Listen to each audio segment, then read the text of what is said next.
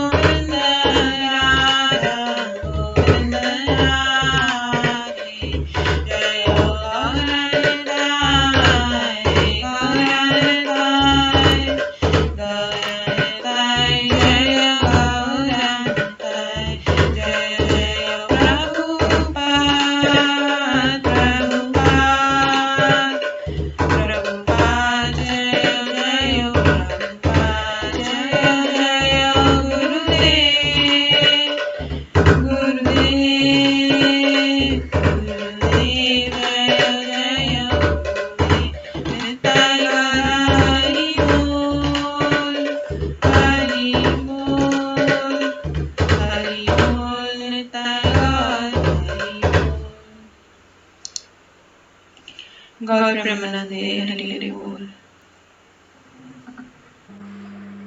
हरे कृष्णा। आज की इस क्लास में सभी भक्तों का स्वागत है। मंगलाचरण से स्टार्ट करेंगे।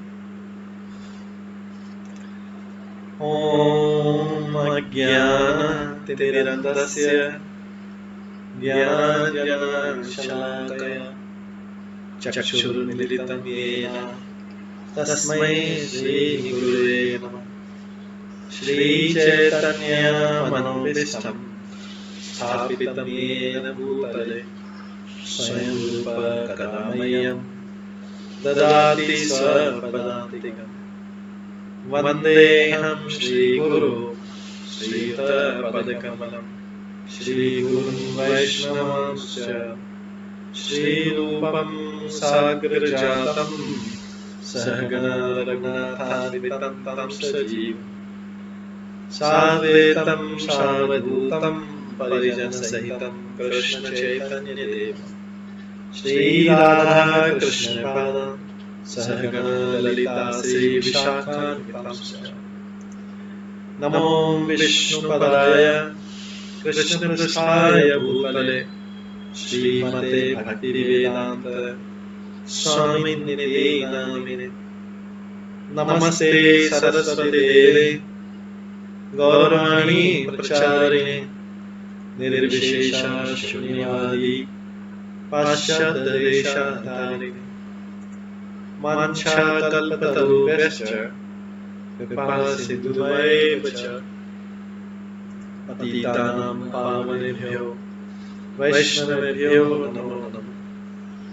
जय श्री कृष्ण चैतन्य प्रभु नित्यानंद श्री अद्वैत गदाधर श्रीवासादि गौर भक्तवृंद।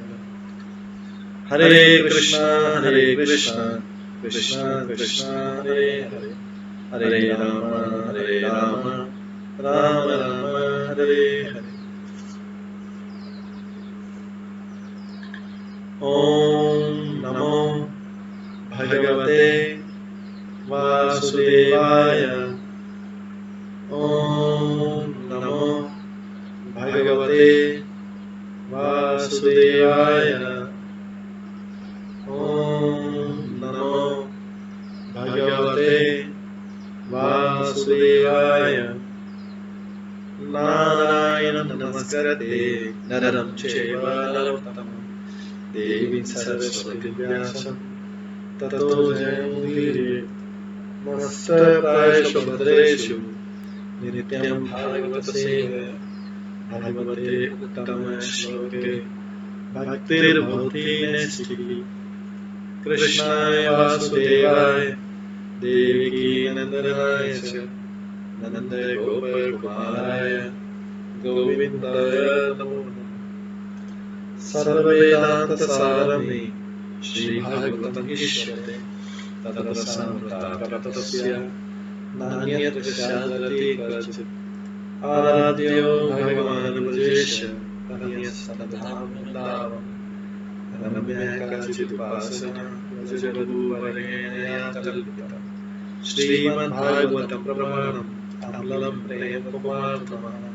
श्रीचैतन्यमहाप्रभुमतमेदं तत्रादरो न भवति।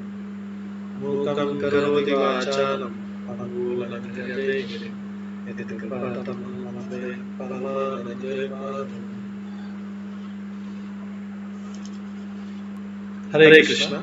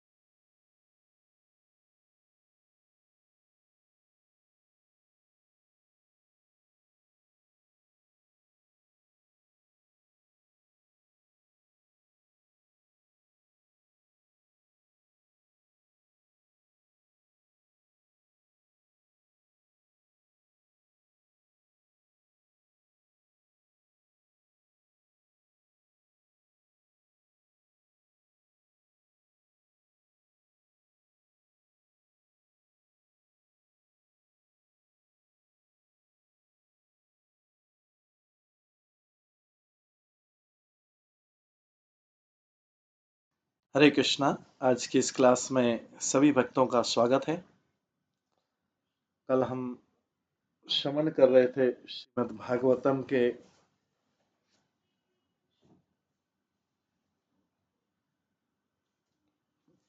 10वें स्कंद के 5वें अध्याय से।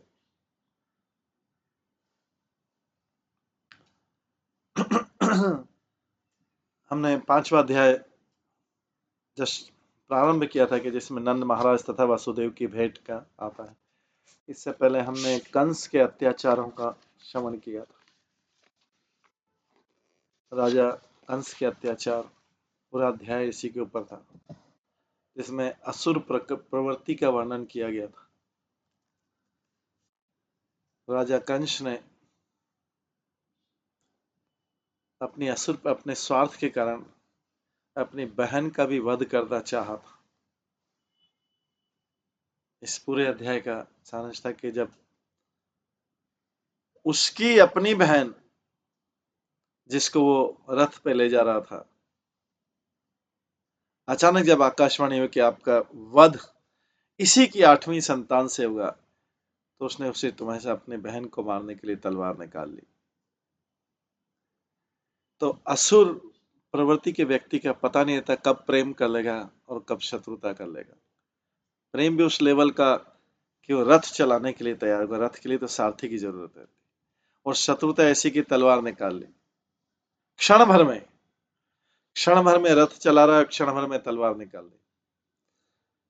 क्योंकि जो असुर व्यक्ति सबसे पहले अपना स्वार्थ के बारे में चिंतित है, तो वो जो भी कार्य करता है उसमें अपना पहले स्वार्थ दिखता है। तो जब स्वार्थ दिख रहा है तो उसने प्रेम प्रदर्शित कर दिया, और जब स्वार्थ नहीं दिखा तो तलवार निकाल दी। ये इसके पश्चात वसुदेव जो भगवान के भक्त थे, बहुत बुद्धिमान थे, क्योंकि भगवान के भक्त थे इसलिए बुद्धिमान थे। उन्होंने स्थिति को संभाला क्योंकि वो तो अभी उनके साथ में जा रहे थे रथ में। देवकी उनकी पत्नी और देवकी, लेकिन उनका इस साला जो है कंस अभी उनको मारने के लिए तैयार होगा। तो ये आसुरिक प्रवृत्ति और भक्ति की प्रवृत्ति में वसुदेव ने उनको आश्वासन दिया कि वसुदेव ने सोचा मन में कि इस स्थिति से कैसे बाहर निकला जाए। भगवान के भक्त को भगवान बुद्धि देते कि इस स्थिति से कैसे बाहर निकाला, जब स्थिति इतनी विकट है कि एक के हाथ में तलवार है उस स्थिति से, और वो अपनी बहन को भी मारने को तैयार है, क्योंकि अभी आकाशवाणी को उसका 8वां वध करेगा। कुछ सोच नहीं पा रहा है, वो सोच नहीं पा रहा है कि स्थिति से कैसे निकले, लेकिन वसुदेव सोच पा रहे हैं। वसुदेव ने इनको आश्वासन दिया कंस को कि वसुदेव ने मन में सोचा कि इस स्थिति से तो बाहर निकलना चाहिए, तो कंस को एक प्रॉमिस कर दिया, झूठा नहीं किया था, कि कंस आपको संतान से परेशानी है, कि संतान का मैं आपको 8वां संतान लाके दे दूंगा, आपका जो मर्जी है उनका करना, उस संतान वध करना है वध कर देना। अभी क्योंकि वसुदेव भक्त के नाते उस स्थिति से बाहर निकलना चाह रहे, भगवान इसीलिए तात्कालिक बुद्धि देते हैं कि व्यक्ति ऐसी आसुरिक स्थिति से बाहर निकले, क्योंकि संसार में सुर असुर का हमेशा युद्ध चलता है, ऊपर के लोकों में भी हमेशा चलता है। ऐसा नहीं कि भगवान का भक्त जो है हर अवस्था में उसको आनंद मिलेगा, सुख मिलेगा। उसके आनंद सुख का तब तक परीक्षा होता रहता है जब तक कि उस भौतिक संसार से बाहर नहीं निकल जाए। कोई बोलता है भगवान के भक्तों को ऐसे कष्ट क्यों, फिर भगवान के भक्तों को भगवान ऐसी स्थिति में क्यों डालते कि एक असुर तलवार लेके खड़ा है और उनकी पत्नी को मारना, जो उसी की स्वयं की असुर की बहन है, तो भगवान ऐसी स्थिति में क्यों रखता है? भगवान ये देखने के लिए और ये एग्जाम्पल देने के लिए, इस स्थिति में अभी क्या करोगे आप बताओ। जैसे किसी भी हम आर्मी में, एयरफोर्स में या नेवी में कहीं पे भी, या दूसरी डिफिकल्ट डिफेंस सर्विस में जाते हैं इंटरव्यू देने, व्यक्ति को मोस्ट डिफिकल्ट सिचुएशन में डाल दिया जाता है। मोस्ट डिफिकल्ट सिचुएशन, अभी आप इसमें कैसे करोगे? क्योंकि शत्रु अगर ऐसी स्थिति में आपको डाल देता है, नदी क्रॉस करनी और आपके पास कुछ उपकरण भी नहीं, कैसे नदी क्रॉस करोगे? और आपको जल्दी से करना है क्योंकि शत्रु आक्रमण कर सकते। तो ये जो है भगवान किस लिए करते हैं, वो डिफेंस सर्विसेज वाले, जिसको भी सोल्जर बनना है या वो करना है, difficult situation, most difficult situation में डाल देते हैं। आप पहले इसको सॉल्व करो, तब जाके आप डिफेंस के लायक हो गए, सोल्जर बनने के लायक हो गए, कर्नल बनने के लायक हो गए, आर्मी के जनरल बनने के लायक हो गए, या नेवी में कमांडर और दूसरे एयरफोर्स में पायलट ऑफिसर, फ्लाइंग ऑफिसर, ये बनने के योग्य। वास्तविक सही। तो जब भौतिक जगत में ऐसी परीक्षाएं ली जाती है, डिफिकल्ट सिचुएशन में डाला जाता है, आप यहां से वहां कैसे क्रॉस करोगे? अगर आपके सामने शेर आ जाए सामने, या आर्मी नेवी के क्या करोगे आप? कैसे बचाओगे? या शत्रु का टैंक आ गया, तो ये परीक्षा ली जाती है। उनको आनंद पूर्वक कंडीशन में नहीं चाहिए, उनको कर्नल बहुत सारी सुविधाएं मिलती है, कैंटीन की सुविधा, ये सुविधा, लेकिन उनको इस कंडीशन में पहले जाता है, पहले तुम इसके योग्य बनाओ, फिर जो है आपको सारे फैसिलिटीज दी जाएगी।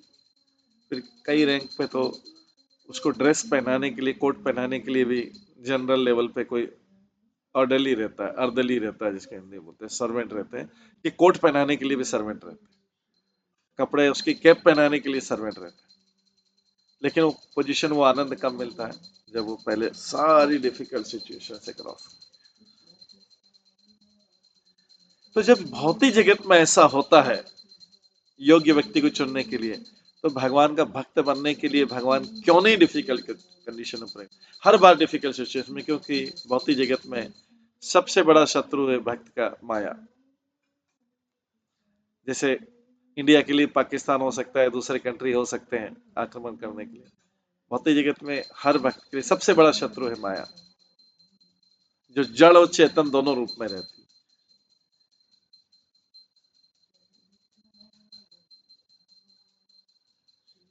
तो भगवान वसुदेव को ऐसी डिफिकल्ट सिचुएशन में डाल दिया। इसी व्यक्ति के लिए सोचना कि एक व्यक्ति तलवार हाथ में लिए खड़ा है, अपनी बहन को बाल पकड़ा हुआ है और काटने वाला है, और इधर वसुदेव, उनके पति अभी तो घर भी नहीं पहुंचे, विवाह के बाद में घर जा ही रहे थे। जनरली भाई छोड़ने जाता है तो भाई, कंस भाई के रूप में जा रहा था छोड़ने। कितनी डिफिकल्ट सिचुएशन। वसुदेव ने भगवान को पूरा प्रार्थना की मन में, और पूरा बुद्धि लगाया कि अभी क्या करना चाहिए। वसुदेव ने बोला कि कंस, आपको अगर संतान कही, मैं आपको 8वां संतान दे दूं। ऐसा मैं नहीं कि मैं खाली आपको 8वीं संतान दूंगा।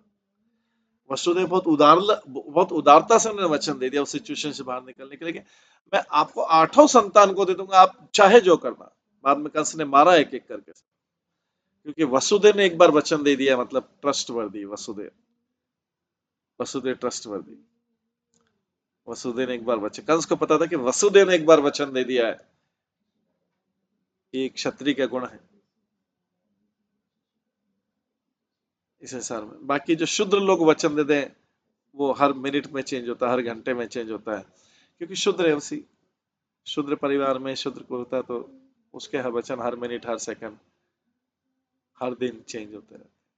लेकिन क्षत्रिय जो है, जो उच्च को परिवार का व्यक्ति है, जो भी उच्च परिवार का व्यक्ति, वो अंडर एक्सट्रीम इमरजेंसी ओनली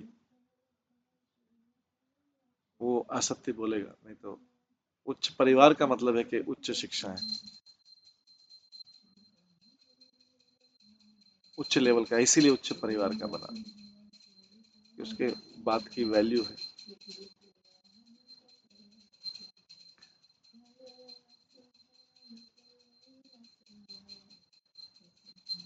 यहाँ पर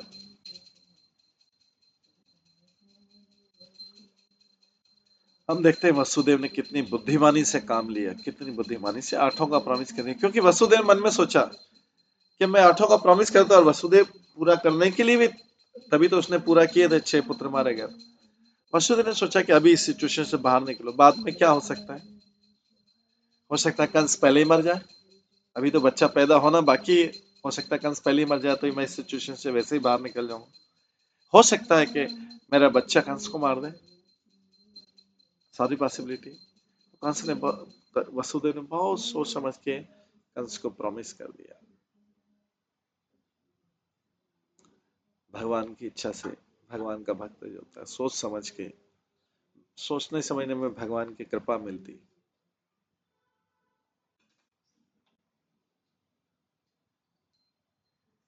अगर व्यक्ति कोई सोच समझ कर रहा है, इसका मतलब सत्वगुण में है।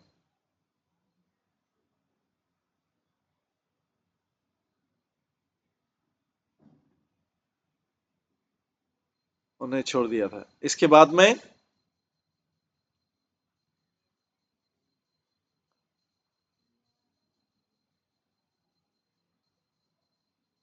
वो कंस के पास में लाता रहा अपनी संतान को, घर चला गया, संतान को लाता रहे एक एक करके। कंस ने को पहली संतान लाया, पहली संतान को कंस ने छोड़ दिया कि ये मेरे को तो 8वां बच्चा है,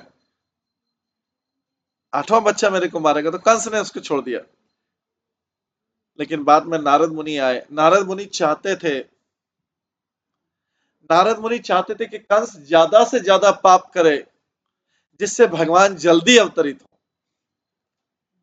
कई बार पाप करने का भी मौका दिया जाता है, आप पाप करो, जितना करना है करो, जितना करना है करो, पाप करने का मौका दिया, वो भी खतरनाक है। नारद मुनि चाहते थे कि कंस ज्यादा पाप करे, इसलिए उन्होंने कंस को जाके थोड़ा सा भड़काया। नारद मुनि ने, भगवान के भक्त हैं, कि कंस तुमने पहला बच्चा क्यों छोड़ दिया वसुदेव का, वो तो तुम्हारे पास में लाया था। क्योंकि कहीं से भी 8 की गिनती करेंगे तो कहीं पहला बच्चा ही 8वां बच्चा नहीं हो जाए। अगर उल्टी गिनती स्टार्ट की तो पहला बच्चा ही 8वां बच्चा हो गया, दूसरा भी हो सकता है, तीसरा भी हो सकता है। अगर गिनती कैसे की है,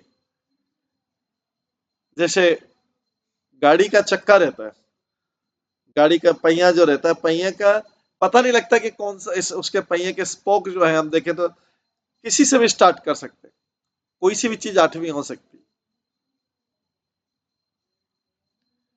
इस प्रकार से नारद मुनि ने, कोई सोचते नारद मुनि कैसा रोल कर रहे हैं, बच्चों को मरवा रहे हैं।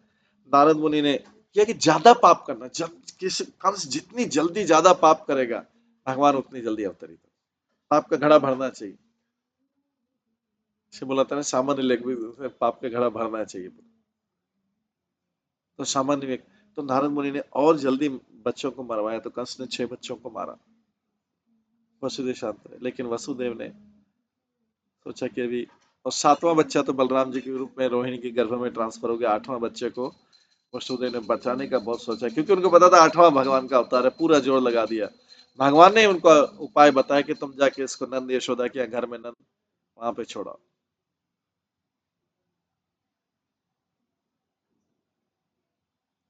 वो नंद यशोदा छोड़ के आ गए, बद में कन्या को लेके आए।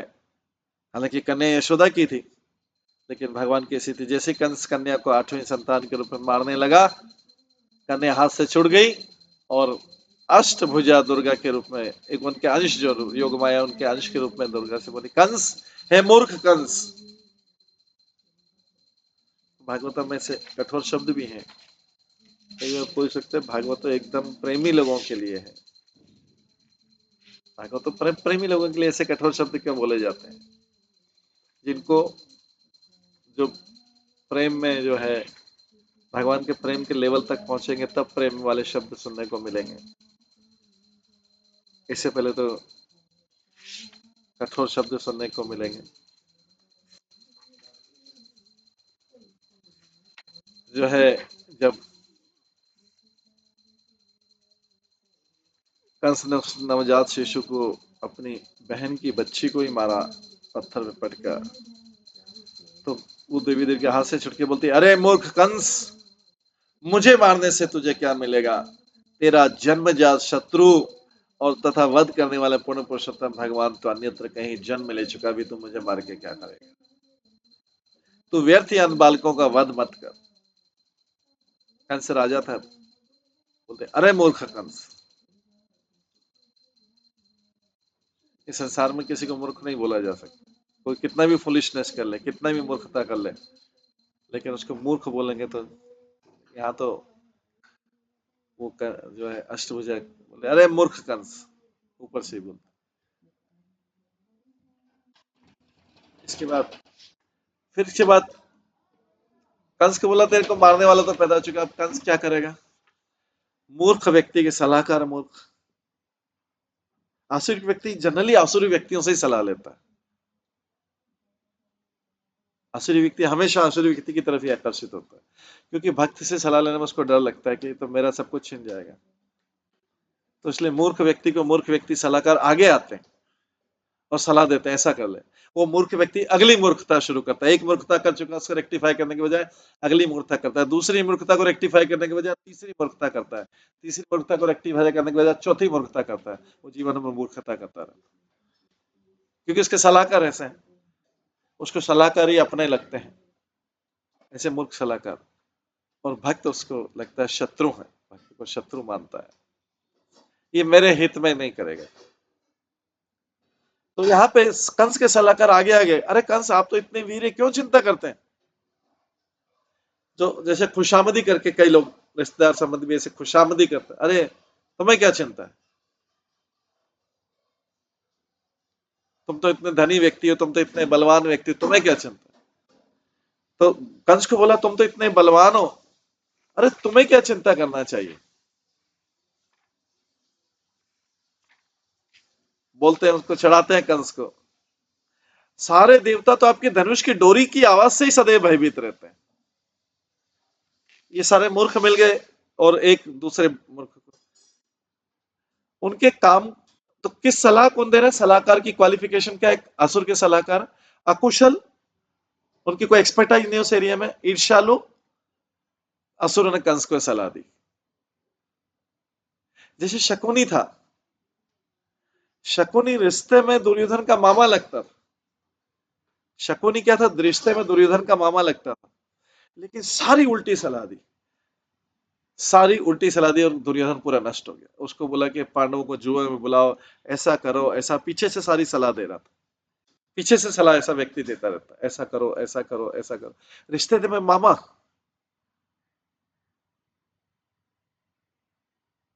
तो देखिए संबंध इतना क्लोज, जनरली सब मामा मासी ये वो सब भाई, ये सब क्लोज संबंध।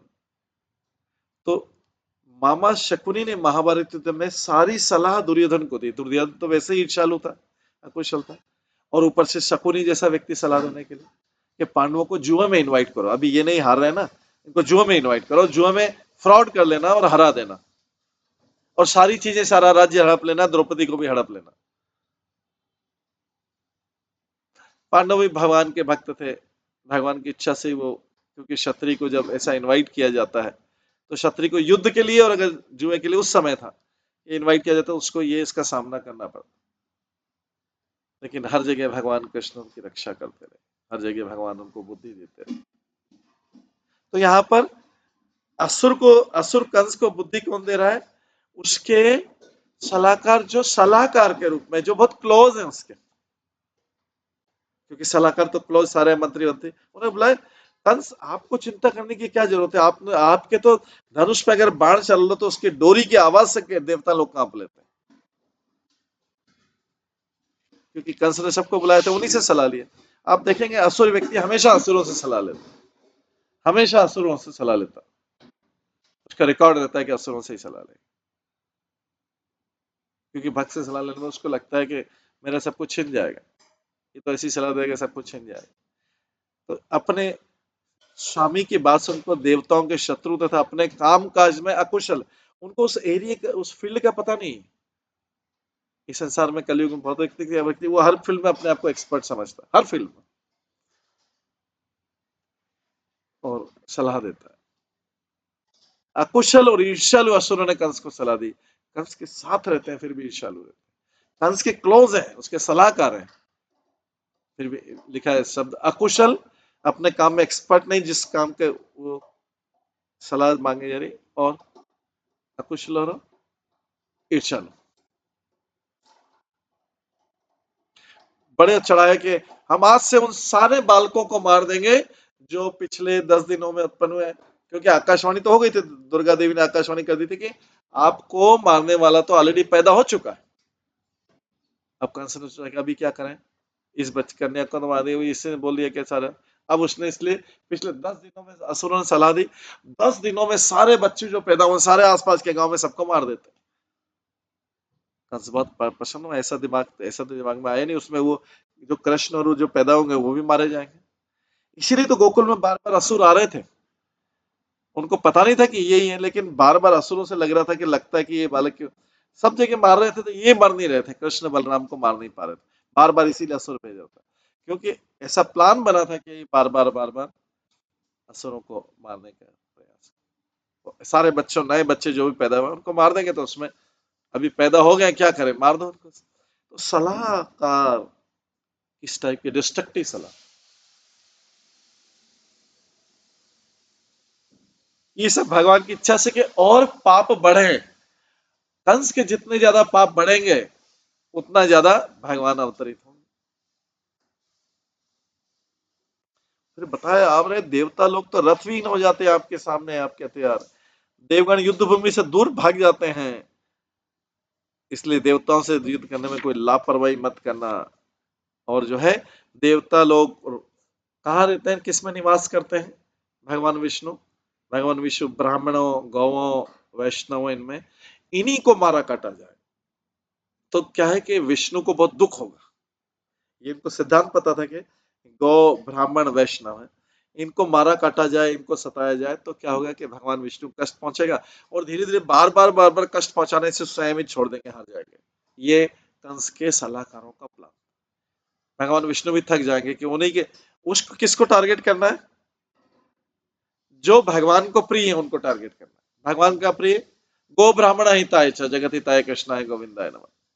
गो ब्राह्मण, ब्राह्मण स्वभाव वाला, ब्राह्मण जो नेचर से ब्राह्मण है, गो ब्राह्मण वैष्णव, इनको सताया जाए, मारा जाए, और जो तपस्वी और यज्ञ करे, यज्ञ भी कर रहे हैं, इनको सबको बाधा पहुंचाई जाए, ऐसी बाधा पहुंचाई जाए कि विष्णु भी थक जाए इनको प्रोटेक्ट करते करते।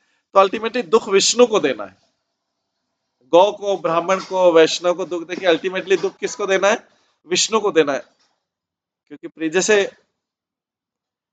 किसी व्यक्ति को अगर डायरेक्टली कोई वास्तव में दुख दे नहीं पाता है, तो ऐसे दूसरे व्यक्ति को दे दिए जो उससे संबंधित, उसको देख देता है, जिससे कि अल्टीमेटली उसको दुख पहुंचेगा। तो सारे लोग, ब्राह्मण वैष्णव तो भगवान से संबंधित, तो उसको दुख पहुंचा जाए, उसको टॉर्चर किया जाए, तो क्या होगा कि अल्टीमेटली जिसको दुख पहुंचाना उसको पहुंचेगा।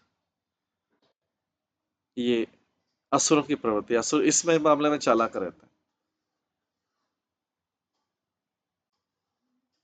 और मतलब कि इसको प्रताड़ित किया जाए तो अगली इसको ये हो जाएगा, ये डर जाएगा, भयभीत हो जाएगा।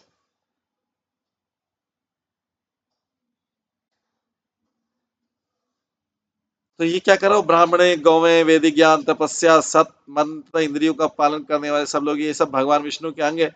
और क्या क्या है भगवान विष्णु के, ब्राह्मणे, गौवें, वैष्णव, वैदिक ज्ञान, तपस्या, सत्य। सत्य बोलना भी, अगर सत्य भी अटैक किया जाता है, इसका मतलब है कि ये सत्य भी भगवान विष्णु का अंग है, इससे भी भगवान विष्णु को प्रताड़ित किया जाए। अल्टीमेटली सारा प्रभाव किस पे पड़ना चाहिए, विष्णु पे पड़ना चाहिए, या लोगों का उद्देश्य, डायरेक्टली इनडायरेक्टली।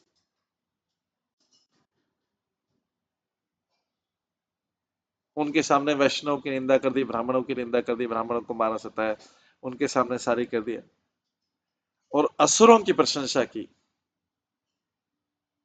वैष्णव की निंदा करके असुरों की प्रशंसा की। असुर कभी दूसरे असुर का कभी क्रिटिसाइज नहीं करता, एक असुर दूसरे से, क्योंकि उसके पास सेम बोट में है। तो ये भगवान विष्णु के शरीर के विद्यांगी और देवी सभ्यता के है, तो इन्हीं पे अटैक करना,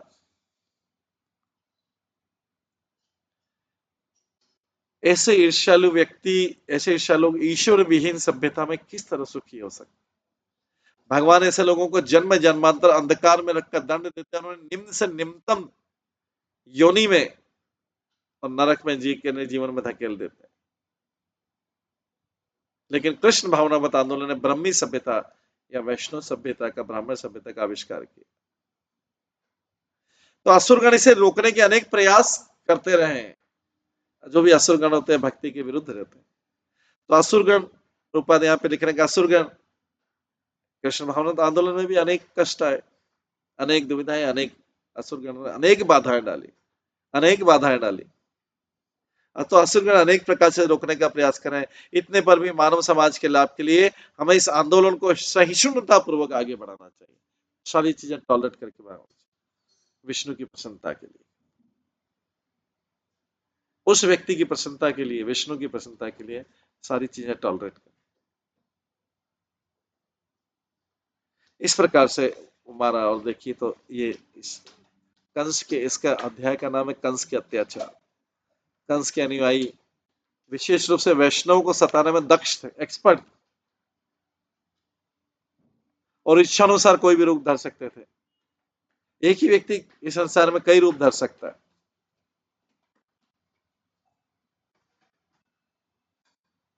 वो तो जो है वैष्णव का व्यवहार समान रहेगा, लेकिन जो असुर लगते, जो अलग अलग रूप धरता है, वो अलग अलग लोगों के साथ उसके अलग अलग व्यवहार है। दूसरे असुर के साथ उसका मित्र, एक असुर का दूसरे असुर के साथ मित्रता पूर्वक व्यवहार रहेगा, हंसेगा, खेलेगा, कूदेगा, उसके साथ में सारा अच्छा व्यवहार करेगा। लेकिन असुर एक दूसरे व्यक्ति, उसके साथ एक अलग व्यवहार करेगा, तीसरे व्यक्ति के साथ तीसरा व्यवहार करेगा, चौथे के साथ चौथा करेगा, पांचवें के साथ पांचवा करेगा, क्योंकि ये उसकी कोई वैष्णव क्वालिटी नहीं है। क्योंकि वैष्णव क्वालिटी है तो ठीक है, उसके व्यवहार में बहुत ज्यादा डिफरेंस नहीं आएगा। लेकिन असुर एक्सपर्ट है, किसके साथ कैसा व्यवहार करना एक्सपर्ट है, क्योंकि सांसारिक है, वो पूरा पूरा सांसारिक है। उसको पता है किसके साथ मीठी हंस के बात करनी, किसके साथ कड़वी बात करनी, किसके साथ चेस्टाइटमेंट के रूप में बात करना है, किसके साथ प्रेम करना है, किसके साथ हृदय में प्रेम करना है, अलग अलग। उसके हृदय को कोई नहीं जान सकता। तो इन असुरों को सभी दिशाओं में जाकर साधु पुरुषों को सताने की अनुमति देकर कंस अपने महल के भीतर चला गया। जाओ, सबको जितना टॉर्चर कर सकते करो। रजोगुण तथा तमोगुण से पूरी तथा अपने हित या हित को न जानते हुए, असुर को तो उनके राजा ने बोल दिया, उनके स्वामी ने बोल दिया, रजो तथा तमोगुण से पूरित होकर कोई व्यक्ति किसी को सता सकता है। तो रजो तथा तमोगुण से पूरित तथा अपने हित या अहित को न जानते हुए उन असुरों ने, जिनके मृत्यु उनके सिर पर नाच रही थी, साधु पुरुषों को सताना आरंभ किया। तो इस अध्याय का अंत इससे होता है कि उसका फल क्या होगा, आयु श्रियम यशो धर्म। उससे क्या होगा, जब ऐसे सासुर सताते हैं महापुरुषों को, जब कोई व्यक्ति महापुरुषों को सताता है, उसकी दीर्घायु, उसका सौंदर्य, उसका यश, उसका धर्म, उसका आशीर्वाद तथा उच्च लोगों के जाने के सारे रास्ते, उसके सारे वर्ग जो है विनष्ट हो जाते। इस प्रकार से जब कोई वैष्णव को, ब्राह्मणों को, ऐसे निर्दोष व्यक्ति को सताता है, इस प्रकार से ये कंस के अत्याचार। असुरों की मतलब जिसकी मृत्यु सिर पे नाच रही हो, काल सिर पे नाच रहा हो, वैसा असुरों के साथ व्यवहार करता। इस प्रकार से ये अध्याय से ये सारी शिक्षा है जो हमने कंस के अत्याचार नाम से। अब नंद महाराज तथा वसुदेव की भेंट होगी 5वें अध्याय में। तो 5वें अध्याय में अब हम भक्तों के गुण सुनेंगे। अभी तो असुरों के गुण सुन लिए, भक्तों के इसमें आएंगे, क्योंकि नंद महाराज और वसुदेव दोनों भगवान के शुद्ध भक्त। श्री सुकवाच नंद नंदस्तात्मजे उत्पन्ने जात आलात महामना आयुय विप्रान वेदज्ञान स्नात शुचि अलंकृत वाचित्वा स्वस्ति ऐनम जात कर्मात्मजस्य कार्यम मास विधिवत पितृ देवार्चनम तथा। सुखदेव गोस्वामी ने कहा, नंद महाराज स्वभाव से अत्यंत उदार थे। उदार प्रवृत्ति मतलब जो दूसरों के कल्याण के बारे में सोचता। संकीर्ण प्रवृत्ति मतलब जो केवल अपने बारे में सोचता, आई एंड माइंड, वो सुखी रहना चाहिए। क्योंकि असुर जो होता है वो अपने को सुखी करने के लिए दूसरों को कितने भी कष्ट दे सकते, लेकिन अपने आई एंड माइंड सुखी रहना चाहिए। तो यहाँ पे नंद महाराज स्वभाव से उदार थे, मतलब वो दूसरों की चिंता ज्यादा कर रहे थे, दूसरों के कल्याण की चिंता। ये भक्त का स्वभाव, दूसरों का आध्यात्मिक कल्याण के।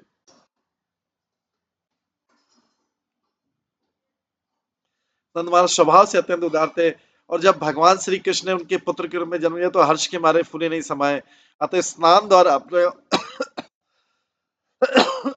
स्नान द्वारा अपने को शुद्ध करके तथा समुचित ढंग से वस्त्र धारण करके उन्होंने वैदिक मंत्रों का पाठ करने वाले ब्राह्मण को बोला। उनकी देखिए इसमें उनके जीवन में कोई भी प्रसन्नता है, उनके जीवन में कोई भी प्रसन्नता है, क्षणिक भी प्रसन्नता है, सबसे पहले भगवान को प्रसन्न करने का प्रयास करते हैं। और जो असुर होता है सबसे पहले वो आई एंड माइंड उनको खुश करने का प्रयास करेगा।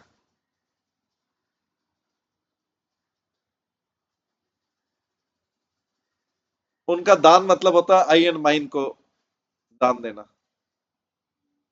लेकिन यहां पर उन्होंने वैदिक मंत्रों का पाठ करने वाले ब्राह्मणों को भुला भेजा और उन्होंने सबकी पूजा का प्रबंध किया, क्योंकि वो अपनी खुशी को भगवान के साथ शेयर कर रहे हैं, अपनी प्रसन्नता को भगवान के साथ शेयर। किस जगह पर बोला जाता है कि अपनी प्रसन्नता को शेयर करो, तो यहाँ पे अल्टीमेट है जो अपनी प्रसन्नता को भगवान के साथ शेयर करना, क्योंकि अल्टीमेटली वो प्रसन्न हो गए तो सब प्रसन्न है। तो पहला व्यक्ति जहां से प्रसन्नता आई है उसी से तो शेयर करना चाहिए। प्रसन्नता किससे शेयर करना, जहां से आई है। इस संसार में व्यक्ति जो है उसको पता नहीं लगता, वो ईर्ष्यालु व्यक्ति शत्रुओं से अपनी प्रशंसा शेयर करता है, वो शत्रु ईर्ष्यालु और ईर्ष्यालु हो जाते हैं। बाहर से वो हंसते हैं प्रशंसा, लेकिन अंदर से और ईर्ष्यालु। तो इसलिए सबसे पहले अपनी प्रसन्नता, क्योंकि भगवान से तो आई है प्रसन्नता हमारे जीवन में, प्रसन्नता भगवान से आई, किसी की सहायता से तो नहीं आई। तो इसलिए जो ये उदार थे कि जब ये योग्य ब्राह्मण शुभ वैदिक स्तुतों का उन्होंने बुलाया, तुरंत बुलाया उनको समुचित ढंग से वस्त्र साज के ब्राह्मणों को, योग्य ब्राह्मण शुभ वैदिक स्तोत्रों का पाठ कर चुके, तो नंद ने अपने नवजात शिशु के जात कर्म को विधिवत संपन्न करने की व्यवस्था की, सारे शास्त्र के अनुसार अपनी प्रसन्नता दे। तो कभी भी जीवन प्रसन्न सबसे पहले शेयरिंग होना भगवान के साथ, रियल में, जस्ट दिखावे के लिए नहीं कि भगवान मैंने आपको कुछ चढ़ा दिया। व्यक्ति भगवान का गुणगान हृदय से, भगवान का गुणगान कि आप मेरी जीवन में प्रसन्नता का कारण। वैसे तो संसार तो दुख का कारण है और दुख देने वाला है, लेकिन मेरी प्रसन्नता ही मतलब आपका उसमें आपका कंट्रीब्यूशन है पूरा, क्योंकि अदरवाइज तो आपने लिखा हुआ है कि भागवत गीता में दुखालय शाश्वतम, संसार तो दुखदायी, संसारी लोग दुखदायी, लेकिन आप मेरी प्रसन्नता का कारण आप है। दुखालय शाश्वतम बोलते हैं, बीच में प्रसन्नता कहां से आ जाएगी। तो भगवान कभी कभी कृपा करते हैं। तो इसलिए सबसे पहले शेयरिंग जो होनी चाहिए भगवान, रियली जेन्युइनली। तो नंद महाराज स्वभाव से अत्यंत उदार थे, वो आई एंड माइंड वाले। पहले भागवत में कई बार आ चुका है, आई एंड माइंड मतलब संकीर्ण, नैरो माइंडेडनेस या कृपण बोला गया है। और जो उदार है, वास्तव में उदार तो अपने आई एंड माइंड से ऊपर जाना पड़ेगा, तब उदार बोला जाएगा। कभी कोई भी रिश्तेदार है, उसके ऊपर कोई धन खर्च नहीं करेगा तो बोलता है बहुत कंजूस व्यक्ति। उससे पूछा, अरे भाई तुम कौन होने वाले थे कंजूस, तुम्हारे साथ तो मेरे को शेयर ही नहीं करना था। उदारता तो यह है कि उस सर्कल के बाहर जाना, भगवान के नजदीक, वो उदारता है। तो नंद महाराज उदार थे, स्वभाव से अत्यंत उदार थे। सीधे ब्राह्मणों को, वैष्णव को, उसको पता है कि गौर ब्राह्मण हिता है, भगवान को ब्राह्मण वैष्णव बहुत प्रिय है। तो भगवान को जो प्रिय है उसी को तो प्रेम देना पड़ेगा, जो भगवान को प्रिय है।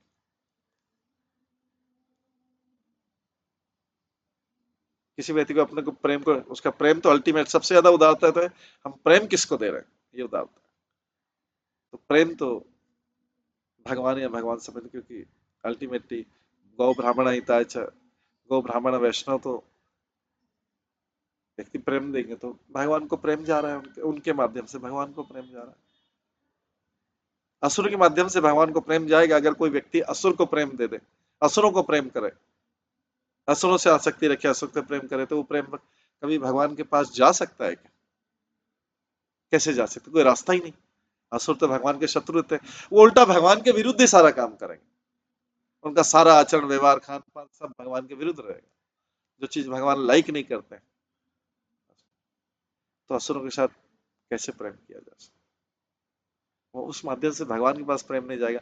लेकिन गो ब्राह्मण इतना है, तो गो ब्राह्मण और वैष्णव को प्रेम करेंगे तो उनके थ्रू प्रेम, क्योंकि वो भी आगे भगवान से प्रेम करेंगे, वो प्रेम भगवान के पास जाएगा। तो जो व्यक्ति के पास सबसे इंपॉर्टेंट चीज रहती है, सबसे इंपॉर्टेंट टॉप मोस्ट रहता है व्यक्ति का प्रेम, यशोदा माता ने वो पूरा प्रेम भगवान को दे दिया, गोपियों ने पूरा प्रेम भगवान को दे दिया, गोपियों ने पूरा प्रेम भगवान को दे दिया, इसलिए उनको जगत से ज्यादा प्रेम ही नहीं रहा। क्योंकि जागृत में स्वार्थी असुर लोग प्रेम ले लेंगे तो फिर भगवान के पास रुक हो जाएगा, ब्लॉक हो जाएगा प्रेम। वो तो प्रेम करते नहीं भगवान, वो तो अपने आप से प्रेम करते हैं। तो उन्होंने जब ये तुरंत पहले के जब ये योग्य ब्राह्मण शुभ वैदिक स्त्रोतों का पाठ कर चुके तो नंद ने नवजात शिशु के जात कर्म की विधि व संपन्न व्यवस्था की। उन्होंने देवताओं तथा पूर्वजों की पूजा का भी प्रबंध किया। उनको भी भगवान को तो करा ही, से वैष्णव टॉप मोस्ट क्या किया, वैष्णव ब्राह्मण, गौ ब्राह्मण। उसके बाद नेक्स्ट स्टेज देवताओं और पूर्वजों, नेक्स्ट स्टेज है देवता। संसार में लोग देवताओं को पहले कर लेते हैं, भगवान से ऊपर कर लेते हैं, पूर्वजों को भगवान से ऊपर कर लेते हैं। पहले उन्होंने भगवान से, जो प्रेमी है, जो भगवान से प्रेम करते हैं, ईर्ष्या नहीं करते, उन सबको खुश किया। फिर उसके बाद में देवताओं को, पूर्वजों को पूजा करते हैं। ये अपने बालक के उसमें देवता भी भगवान के भक्त हैं, मतलब उनको उतना प्रेम नहीं जितना वैष्णव ब्राह्मण को, लेकिन फिर भी भगवान के भक्त तो है, और भक्त का पूरा रिस्पेक्ट होना चाहिए। इसके बाद जो पूर्वजों का लोक भी, पितृलोक भी देवताओं की कैटेगरी में आता है, लोअर कैटेगरी में, मतलब वो ट्रांजिट पॉइंट पे जिसने भी अच्छे पुण्य कर्म कर रखे हैं पितृलोक जाता है। नहीं तो जिन पितरों ने पूर्व कर्म नहीं करे, नरक में कष्ट पाते रहते हैं।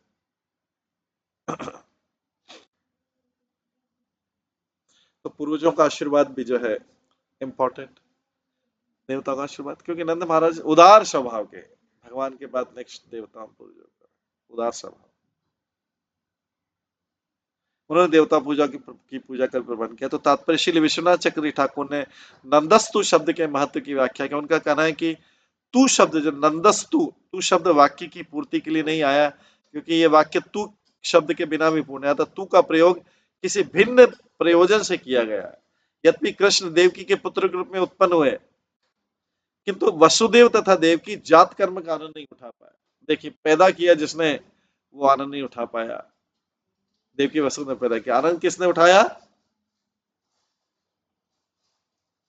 वसुदेव, नंद और यशोदा।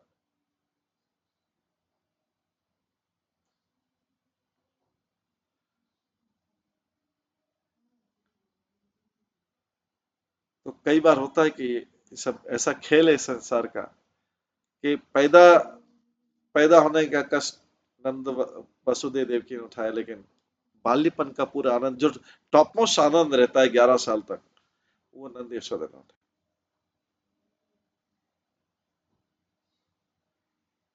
ये इस संसार में ऐसा एक्सचेंज होता रहता है, जैसे माता पुत्र या पुत्री को पालती है, ठीक है, तो कई बार ऐसा होता है कि माता पिता को पुत्री का आनंद नहीं मिल पाता, लेकिन किसी दूसरे व्यक्ति को मिलता है आनंद। हालांकि सारा कष्ट उन्होंने उठाया, लेकिन उसका आनंद जो है कोई और। इस संसार का ऐसा नहीं है।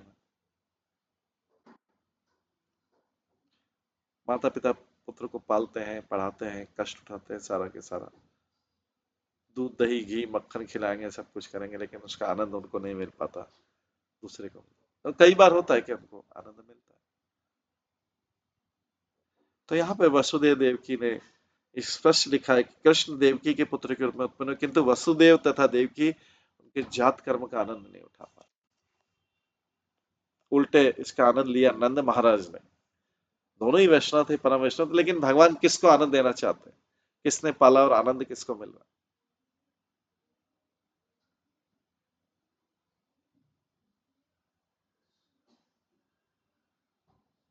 आनंद लिया नंद महाराज, जैसा कि बतलाया गया है। नंदस्तु आत्मज उत्पन्न जाता हृदय महामना। जब नंद महाराज वसुदेव से मिले तो वसुदेव ने प्रकट नहीं किया कि तुम्हारा पुत्र कृष्ण तो वास्तव में मेरा पुत्र है।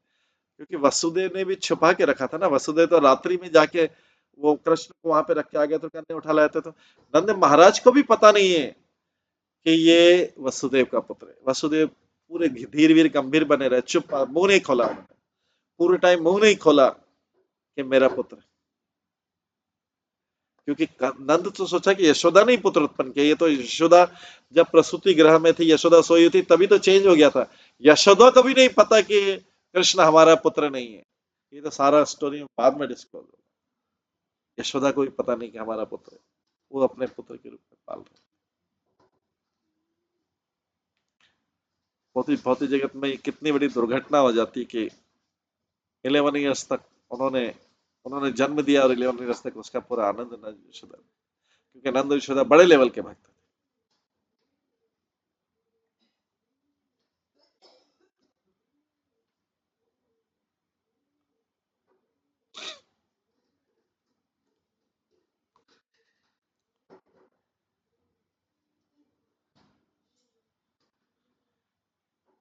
तो जब नंद महाराज वसुदेव से मिले तो वसुदेव ने बताया नहीं कि मेरा पुत्र ही आपके पास है। उन्होंने पूछा और कैसे हालचाल है कृष्ण बलराम के, क्या है। अपने पुत्र के हालचाल नहीं पूछ पा रहा, क्योंकि अभी तो सब भगवान की लीला है। तो कंस के भाई के कारण वसुदेव कृष्ण का जात कर वैसे मित्र भी नहीं जा पाए अपने पुत्र को देखने, मित्र के अंदर। किंतु नंद महाराज ने इस अवसर का पूरा पूरा लाभ उठाया। तो इस संसार में भी माता पिता पुत्र पुत्री संतान को उत्पन्न करते हैं, लेकिन अल्टीमेटली पुत्री का तो विवाह हो जाता है और पुत्र का भी आनंद, क्योंकि पुत्र कहीं और आनंद देने लगता है, संसार में कहीं और डूब जाता है।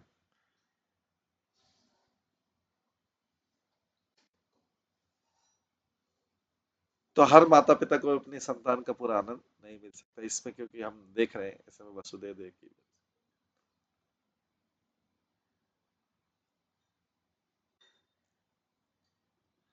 जात कर्म नवजात शिशु के नाल काटने के समय का उत्सव है। हर चीज में ब्राह्मण के साथ में वैदिक उत्सव, वैदिक प्रथा के आजकल की जो पार्टी पुर्टी होती है वो उन्हें करके उत्सव मना रहे हैं। ब्राह्मण उपस्थित रहते थे, वैष्णव उपस्थित रहते। तो जात कर्म जो है नवजात शिशु के नाल काटने का समय, जो उसका फूड पाइप होता था जिसके द्वारा। किंतु कृष्ण को तो नंद महाराज के घर ले जाना गया था। तो कोई पूछ सकता है कि फिर कृष्ण का ये बड़ी अद्भुत लीला है कि कृष्ण तो जात कर्म तो वहीं हो जाना चाहिए था। फिर जबकि वासुदेव ले गए उनको, नंद महाराज के घर में ले गए, तो इसका मतलब है कि नाल तो कट गई होगी। फिर यहाँ पे नंद महाराज क्यों मना रहे नाल जात कर्म का संस्कार? नंद महाराज को हालांकि पता नहीं है कि उनका पुत्र, लेकिन तो इसमें विश्वनाथ चक्रवर्ती ठाकुर अनेक प्रमाणों से सिद्ध करना चाहते हैं। तो आचार्य लोग ऐसी चीजों का क्लैरिफिकेशन करते हैं।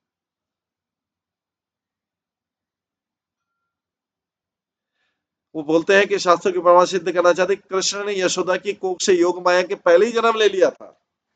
एक और आचार्य लोगों का है कि कृष्ण ने यशोदा के गर्भ से भी जन्म लिया था। विश्वनाथ चक्रवर्ती व्याख्या करते हैं कृष्ण ने एक साथ दो जगह पे जन्म लिया था।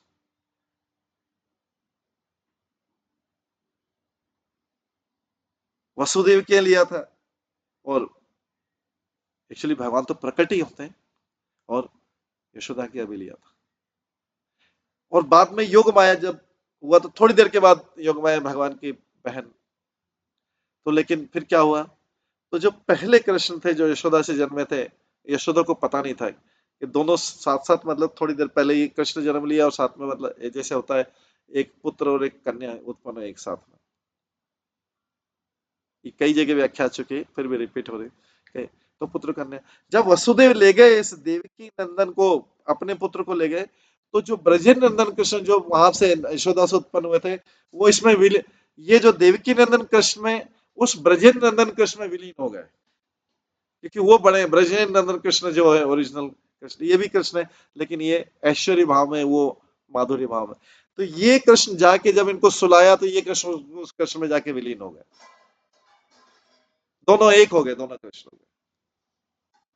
तो यशोदा का पुत्र भी बोल सकते हैं, देवकी का पुत्र भी बोल सकते हैं वास्तव में कृष्ण,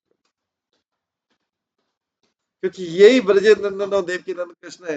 अलग लोग होंगे जब ब्रजेंद्र नंदन कृष्ण जब अक्रूर ले जाएंगे मथुरा ले जाएंगे, वृंदावन से तो ओरिजिनल जो ब्रजेंद्र नंदन कृष्ण मथुरा में रह जाएंगे, और देवकी नंदन कृष्ण जो है कृष्ण का दूसरा रूप जो ऐश्वर्य भाव वाला है, वो अक्रूर के साथ मथुरा जाएगा, और वही कृष्ण जो है कंस को मारते हैं, वही कृष्ण द्वारका जाते हैं, करते हैं। तो जब ब्रजेंद्र नंदन कृष्ण बोलते हैं कि मैं वृंदावन को छोड़ के एक पग भी नहीं जाता हूँ, तो सही बोल रहे हैं, क्योंकि ब्रजेंद्र नंदन कृष्ण अप्रकट रूप में वृंदावन में ही रह गए, अप्रकट रूप। वो दोनों कृष्ण फिर जो मिले थे, वो दोनों रूप अलग अलग हुए। तो ब्रजेंद्र नंदन कृष्ण वृंदावन में रह गए अप्रकट रूप में, गोपियां को जो विरह भाव में करती थी, वही कृष्ण उनको सांत्वना देते थे, विरह भाव में जो आनंद लेती थी वो कृष्ण, और जो देवकी नंदन कृष्ण है वो चले गए, और उन्होंने ही फिर बाद में देवकी और वसुदेव को, कंस को मारा, देवकी वसुदेव को छुड़ाया, और वही कृष्ण ने द्वारका में जाके अलग अलग विवाह किए। ब्रजेंद्र नंदन कृष्ण जो वो वहीं रह गए, क्योंकि ब्रजेंद्र नंदन कृष्ण जो गोपियों गोप उनको छोड़ के वृंदावन से जाते नहीं कृष्ण बाहर। तो ये कई लोगों को समझ में आएगी कि दो, तो विश्वनाथ चक्रवर्ती ठाकुर कला करते कि जब यशोदा के पुत्र और पुत्री दोनों हुए थे, पुत्र थोड़ा सा पहले हो गया और पुत्री हो गई, और ये जब देवकी वसुदेव के पुत्र थे कृष्ण, ये गए तो ये उसमें विलीन हो गए, एक कृष्ण हुए, और वहां से वो कन्या को उठा लाए। तो इसलिए योग माया जो है भगवान की बहन कहलाती है, भगवान की बहन के रूप में हुई थी, क्योंकि दोनों एक साथ हुए।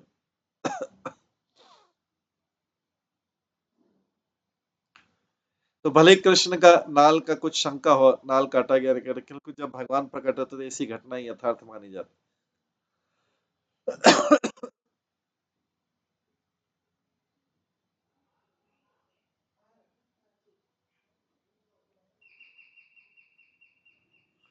कृष्ण ब्रह्मा के नथुनों से, तो कृष्ण ब्रह्मा के नथुनों से भी तो प्रकट हुए थे। ये भी तो आश्चर्यजनक होना चाहिए कि नथुनों से, नाक से प्रकट हो गए, तो भगवान कैसे भी प्रकट हो सकते हैं। इसलिए भगवान ब्रह्मा जी को वराह देव का पिता कहा जाता है। कार्य मास विधिवत शब्द मत पुणे, पुत्र जन्म के हर्ष तिरे के कारण नंद महाराज ने देखा नहीं कि पुत्र का नाल कटा अथवा नहीं। इस तरह उन्होंने बड़ी धूमधाम से उत्सव मनाया। कुछ विद्वानों के अनुसार कृष्ण वास्तव में यशोदा के पुत्र के रूप में उत्पन्न हुए थे। जो भी हो, हम इस विषय में नहीं पढ़ना जाके मान सकते हैं कि नंद महाराज द्वारा कृष्ण के जन्मदिन पर मनाया गया उत्सव उचित था। यह उत्सव हर जगह नंदोत्सव कहलाता है। यह उत्सव हर जगह नंदोत्सव कहलाता है।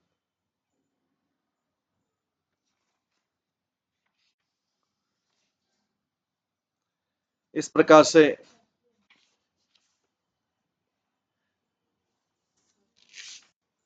धेनुनाम नियुते प्रादात विप्रेभ्य समलंकते तिलद्रीन सप्तरत्न शात कौम्बरा। नंद महाराज ने ब्राह्मणों को वस्त्र तथा रत्नों से अलंकृत 20 लाख गौएं दान में दी। ये पुत्रोत्सव जन्मोत्सव में ब्राह्मणों को दान, नंद महाराज ने ब्राह्मणों तथा वस्त्रों तथा रत्नों से अलंकृत 20 लाख गौएं दान में दी। उन्होंने रत्नों तथा सुनहरे गोटे वाले वस्त्रों से ढके तिल से बनाए 7 पहाड़ भी दान। तो ये प्रथा थी इस प्रकार से, क्योंकि उस समय पार्टियां नहीं होती, तो इस प्रकार से ब्राह्मण और वैष्णव का और गौ दान होता।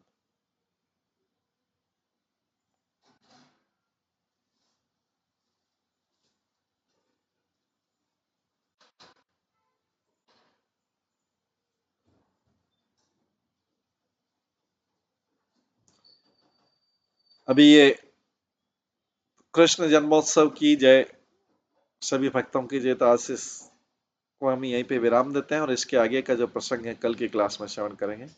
सभी भक्तों का बहुत बहुत धन्यवाद। सब भक्तों के लिए एक बार हरे कृष्ण महामंत्र का जप करते हैं। हरे कृष्णा कृष्णा कृष्णा हरे हरे, हरे राम राम राम।